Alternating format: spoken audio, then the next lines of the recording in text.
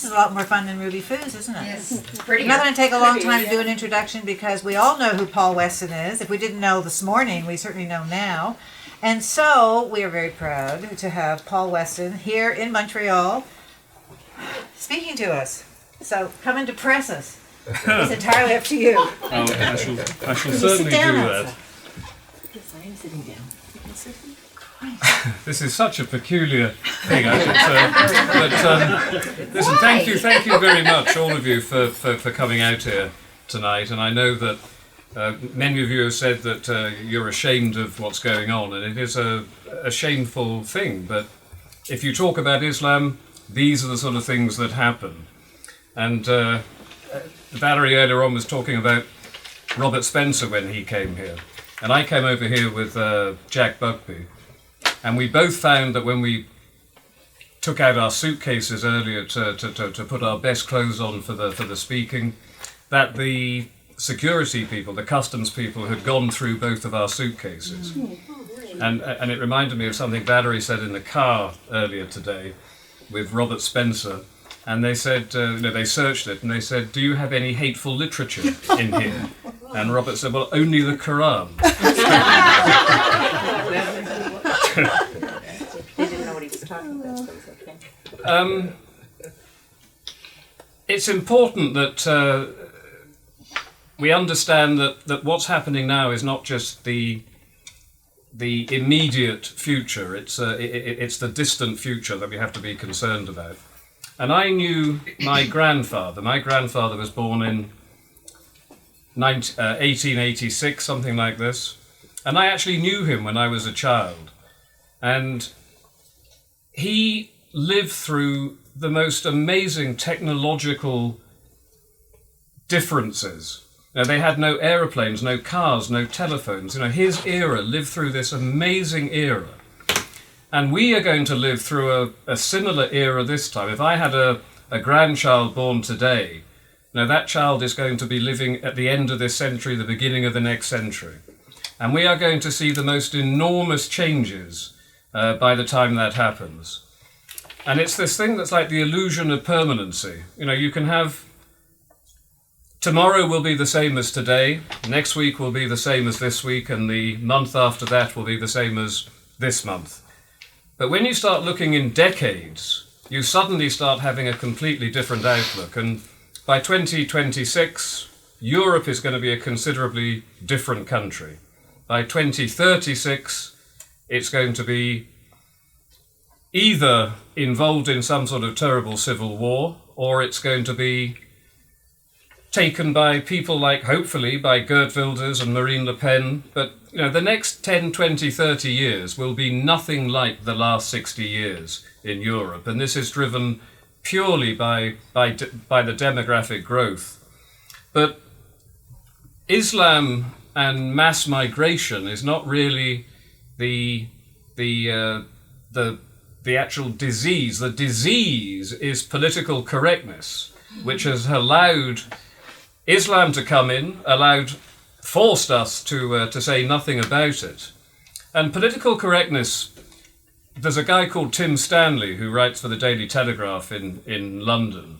And he wrote something the other day saying, PC is really about making people be polite to each other. This guy's a doctor, he really should know better.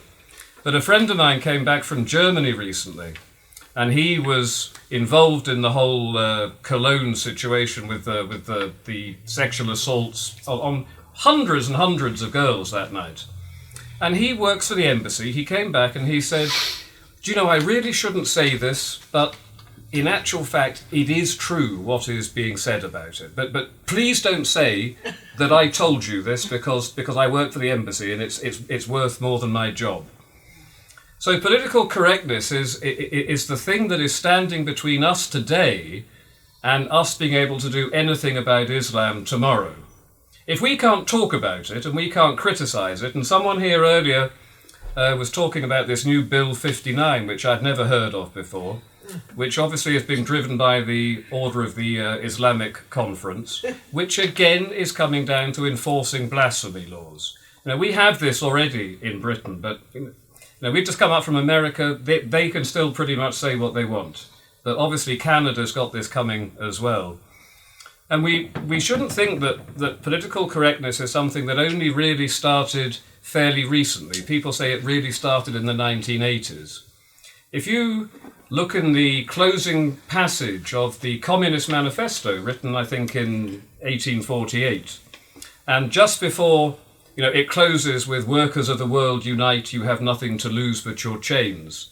And the paragraph before that says, "The Communist Party everywhere backs every revolutionary movement that stands against the existing social and political order."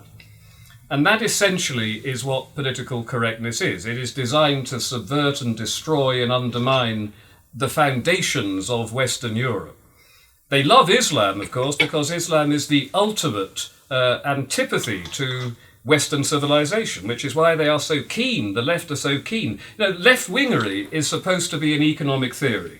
It is not supposed to be about pushing loads of people from the Middle East, the Far East, into your countries in order to subvert them.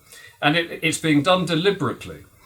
And really, I go back to the Communist Manifesto about this, but then after the First World War, it was generally accepted by the socialists and the communists at the time that they were going to have their revolution all across Europe. After the 1917 Russian Revolution, they thought this would continue. And they even thought that the men would stop fighting on the Western Front, because the working man will not fight another country's working man, and they must fight instead for the class interests. And it never happened, and the slaughter continued, and then obviously the Versailles Treaty then led to the Second World War, and the working class man again found himself fighting with foreign working class men. And there was an Italian communist called Antonio Gramsci, I think if I pronounce it correctly, who talked about changing the cultural hegemony of Europe, of Western civilization. And the way he wanted to do this was to basically carry out what they called at the time critical theory, which was to denounce every aspect of Western civilization, whether it's Christianity, capitalism, the family, patriarchy, you name it, that was under the cosh. This was something that... and Gramsci really came up with this because he thought that only by dissolving the very foundations could they then go on to bring about their glorious revolution. And after Gramsci came out of Germany after the Second World War, he was Italian, but he was over there, and they had a guy called Georgi Lukács and Herbert Marcuse. And between Marcuse, Lukács and Gramsci, you have what ended up eventually in the 1960s, 1968, students on the campuses all around the Western world, all at the same time, all saying the same thing. And Marcuse was so elevated and exalted in the left-wing world that they used to chant Marx, Mao, Marcuse. He was that influential. And Lukács said that only by overturning all the existing traditional social and economic structures of the West can we bring about our revolution. And he was parroting one more man I'll mention from that day is a chap called Charles Reich. And what he said was that there is a revolution coming. It will not be carried out by violence. It cannot be resisted by violence. It is the revolution of the new generation. And he's talking explicitly about political correctness. So political correctness, if we cannot destroy completely political correctness, we will never be able to do anything about Islam. And it's as simple as that. All across the Western world, we are looking at more and more what they call political correctness, but more and more enforcement of Sharia blasphemy laws, more and more people speaking out and being put in prison and jailed and terrorized. Tommy Robinson, my fellow Englishman, who I don't know if anyone here has read his book, but if not, they should put it on their list, Enemy of the State. And this book describes what the police, the justice departments and the politicians and the media have done to this man, and it is quite horrific. They literally tried to kill him because he was speaking excuse me, out about the very real situation in Britain. And he's been prosecuted, hounded almost to madness, and attacked within prison because they put him in with Muslim inmates deliberately.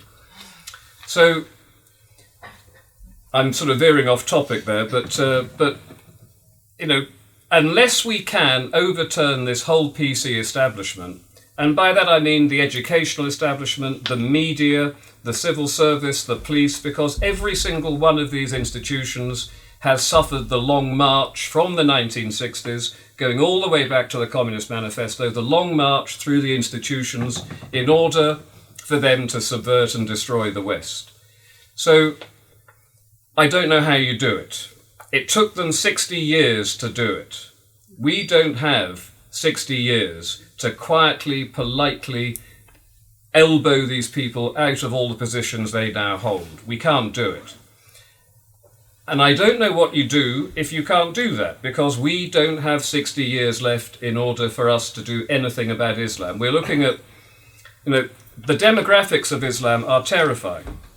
We've got, I think, if you include some of the Muslim areas like Albania in Europe, you've got 50 million, but we've got 25, 30 million already in Western Europe proper. And you look at a country like Germany at the moment, they took 1 million migrants in last year, refugees supposedly, although Europol have now said that they're not refugees, or 20% are. 80% of them are not from Syria at all. They're from Eritrea and Somalia and places like this, and 80% of them are aged 18 years of age to 30, which is fighting age if you're male and breeding age if you're female. The females aren't there yet. But 1 million last year, 500,000 this year, 1.5 million in total, and they are estimated they will be bringing in 3 to 4 family reunification members. And I don't think they will be bringing in grandpa and grandma. I think they'll be bringing in 2, 3 wives into Germany, and within another, well, by the end of this year, essentially, you will be looking at maybe 6, 7 million young Muslims in Germany. And the demographic in Germany of native Germans aged, I think, 18 to 30 is around about 15 million. So in 1 year and a half, you have already brought into that country half of your 18 to 30 year age group. And the trouble there is that German women, 30% of German women over the age of 40 are childless. 40% of German women with degrees over the age of 40 are childless. So their demographic is going to be, essentially we are depopulating all across Europe, but Germany is going quite quickly now. So you're going to see within one generation, and not one of our generations when we have children in our 30s and 40s, they're having 4 children by the time they're 21 years of age. So not only do they have more children, they have them far quicker than we do. So Germany is looking at a very serious Islamic problem within the next 10 years. And in Britain, we've now got 3 million Muslims, officially. I think the figure is probably closer to 4 million. And to be honest, nobody really knows. The Tessa Jowell, one of the awful Labour people years ago, was asked about it, and she said, to be honest, she said, we have no idea how many people come in and how many people go out. We simply don't know. Some of the supermarket chains in Britain are saying that based on food produce, they think that the population of Britain is not 63 million, it's pushing 80 million. And we simply don't know what these numbers are. But one thing that we do know is that when they first started coming in, and this is going back to this illusion of permanence again, about how small changes over long periods of time really do change countries, is when 200,000 people become 400,000 people, it isn't such a huge situation in a country the size of England. But today, and again, when the 400 become 800, it still isn't that bad. But now we're looking at 3 to 4 million. In 10 years' time, there will be 6 to 8 million. and then 12 to 16 million. And by the time you get to 2050, you're looking at 25, 30 million. And they are all of a certain age. You know, their demographic is, most of them are under the age of 15, most of us are over the age of 55. Mark Stein says, the future belongs to those who can be bothered to turn up for it. And at the moment, we're not turning up for it, they're turning up for it. And we are still bringing them into the country, which is a quite extraordinary thing. And these politicians who are saying, you know, Europol has come out and said that they think 5,000 jihadists are now in Europe. When these 500,000 more come in next year to Germany, there will be more thousands of jihadists coming to Europe. So when they do what they will inevitably end up doing, which will be a Paris-style attack or a London-style attack, Western politicians will have the blood on their hands. And you can't tell them this. You know, I have said this publicly to them. It makes no difference at all. They are quite prepared to sacrifice our people in order to do the politically correct thing today. And the higher up the PC chain you go, the more they become politically correct, because I think probably because they're earning a lot of money by the time they get there, and they cannot afford to lose their jobs. So when we had the tube bombings in 2005 in London, Sir Ian Blair, the police commissioner, after the terrible carnage, said, Islam and terrorism are two words that do not go together. His second in command said the same thing. When we had that poor Lee Rigby run down and badly injured, the cowardly way they did it, they didn't just attack him, they had to use a car to do it. 2 Nigerian Muslims. And they ran him down and then they proceeded to decapitate him on the street. And they were waving the Quran, they were shouting verses from the Quran. Allah has ordered us to do this because we were in their foreign countries waging war against them. It's all there in the Quran. And after that, David Cameron said, this is a perversion of Islam. This has nothing to do with Islam. It has everything to do with Islam.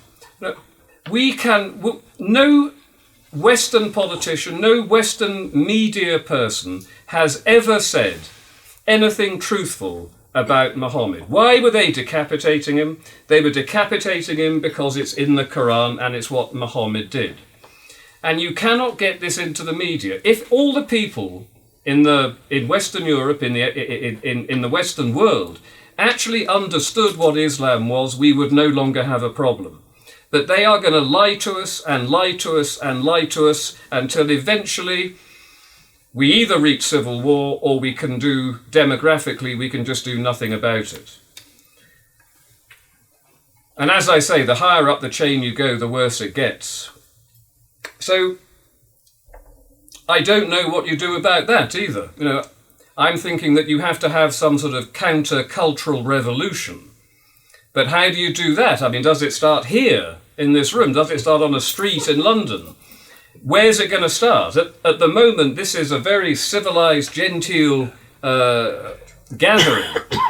But I don't know how we're going to do it. I think it's going to end up where we try to say what we try to say, we continue doing these sort of things, but unfortunately, it doesn't get us very far.